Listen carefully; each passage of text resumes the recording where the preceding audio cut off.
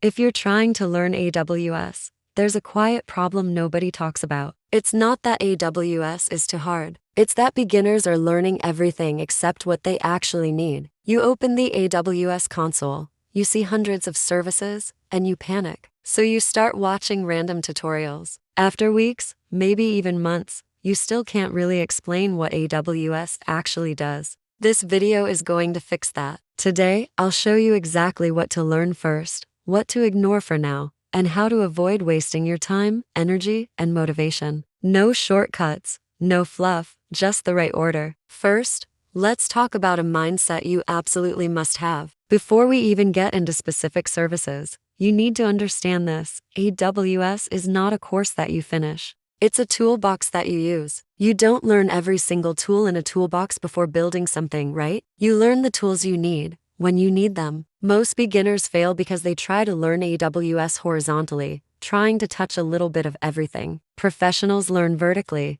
one concept and one use case at a time. So, what should you learn first in AWS? These are the non-negotiables. Every single real-world AWS role will touch these services. Number 1.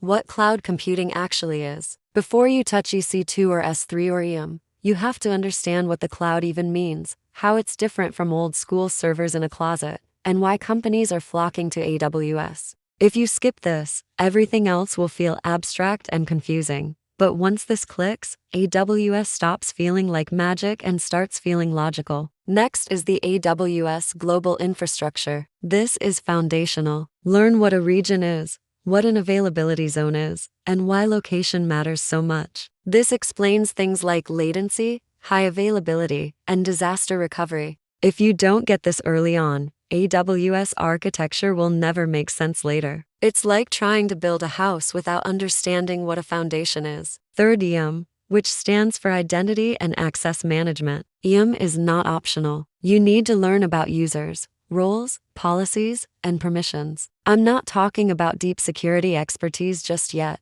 just the basics of who can do what. EM controls absolutely everything in AWS. If you misunderstand it, you'll break access or create security holes. Understand it, and your AWS environment becomes safer and much clearer. Now let's talk about compute with EC2. An EC2 instance is just a computer in the cloud. That's it. Learn what an instance is, the difference between stopping and terminating one, and how storage attaches to it. Don't waste your time memorizing all the different instance types or trying to performance tune right away. Just understand why EC2 exists and when you would actually need to use it. After compute comes storage. You should learn S3 and EBS together. S3 is for object storage, and EBS is for block storage. The key is to learn what each one is designed to store and, more importantly, when to use one over the other. You also need to know why an EC2 instance often needs EBS. Understanding this alone will clear up a huge amount of confusion that trips up most beginners. Next is a high-level look at networking with VPC, or Virtual Private Cloud. You don't need to be a network architect from day one,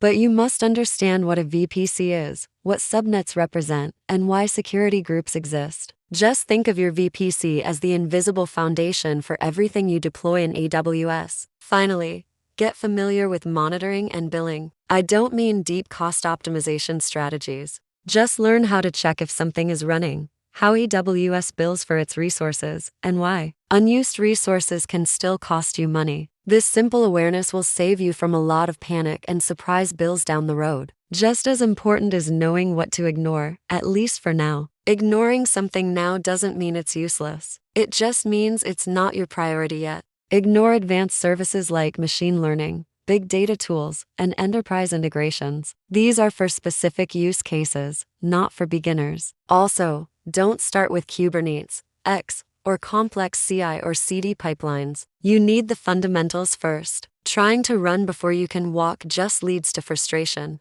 And please, don't chase multiple certifications early on. Certifications test familiarity. They don't build deep understanding. A simple project will teach you more than a dozen certifications ever could. So here's a simple, clean learning order that works. First, understand the cloud basics. Then, learn the core AWS services we just talked about. Next, build small projects. Break them, fix them, repeat that cycle. Then, and only then, you can start adding certifications, complexity, and scale. This is how real AWS engineers grow their skills. Here's a simple rule to remember. If you can't explain an AWS service in simple English, you're not ready to move on. AWS is learned through understanding, not memorization. The platform is huge, but you don't need all of it. Learn the foundation first, ignore the noise, and grow with purpose. If you do this, AWS stops being overwhelming and starts being incredibly powerful. If this video helped you get a clear roadmap for learning AWS,